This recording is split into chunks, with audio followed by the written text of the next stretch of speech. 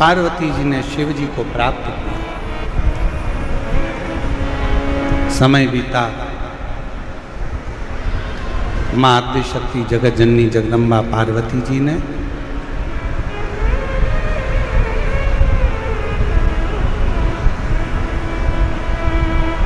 जब विवाह कर कर मेरी मां जगत जननी जगत दुर्गा भवानी मां अम्बा चली, सबसे पहले मेरे शंकर भगवान पार्वती जी को नंदनवन लेकर गए। नंदनवन मतलब काशी।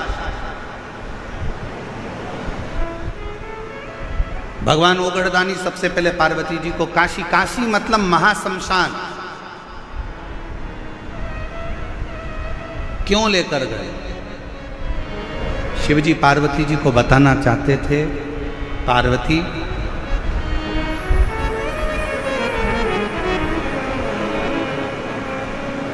दुनिया का मनुष्य, संसार में रहने वाला मानव, दुनिया में रहने वाला एक मानव एक ऐसा है जब तक जिंदगी में थोड़ा सा इसके कष्ट नहीं आता तब तक ये भगवान की शरणागति ग्रहण नहीं करता। पर हे पार्वती, अगर वो दिल से, मान लो वो मंदिर नहीं जा सकता, वो शिवालय नहीं जा सकता, वो भगवान की आराधना करने नहीं जा सकता, अगर वो दिल से भी घर में रहकर भी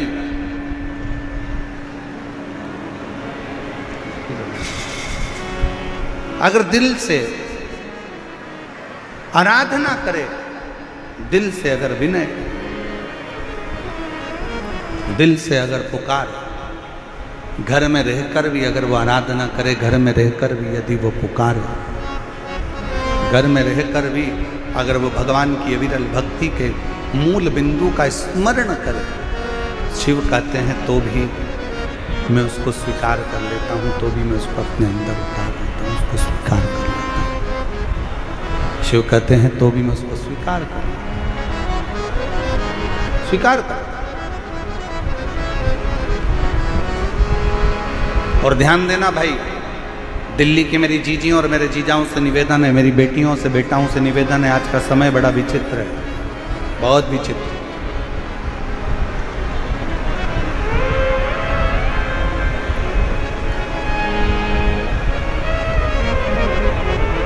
दिखावे का जीवन चल रहा है।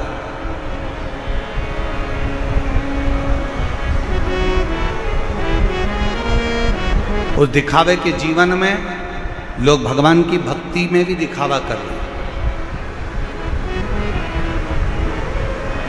लोग भगवान के भजन में भी दिखावा कर रहे हैं।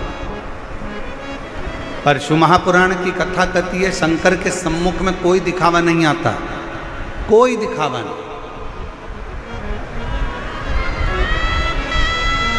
दुनिया का सारा दिखावा संसार के सामने हो सकता है, पर दुनिया का सारा दिखावा दुनिया वालों के सामने हो सकता है, पर भगवान शंकर के सामने कोई दिखावा नहीं चलता।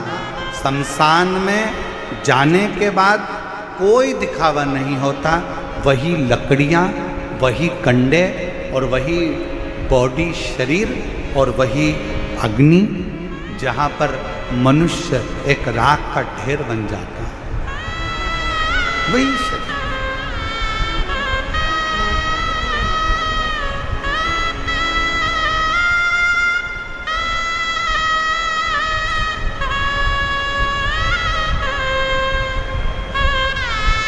जहां मानव राख का ढेर बन जाता है, बस केवल गया, शमशान में पहुंचा, वो कहते हैं उसका नाम है शमशान, जहां पर सबकी शान सम है, उसका नाम शमशान है।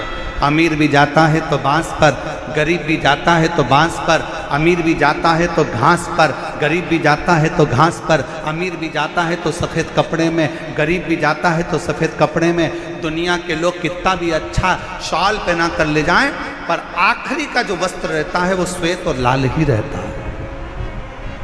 अमीर भी जाएगा तो घास के गद्दे पर जाएगा और गरीब भी जाएगा तो घास के गद्दे पर जाएगा। अमीर भी जाएगा तो बांबू पर बांस पर जाएगा और गरीब भी जाएगा तो बांस पर जाएगा।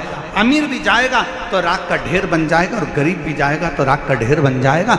जहां पर सबकी शान, सबकी सत्ता एक जैसी है, जहां सबकी शान सम है, उसी का नाम सम शान है। वहां कोई बड़ा नहीं, कोई छोटा नहीं, कोई अमीर नहीं, कोई गरीब नहीं।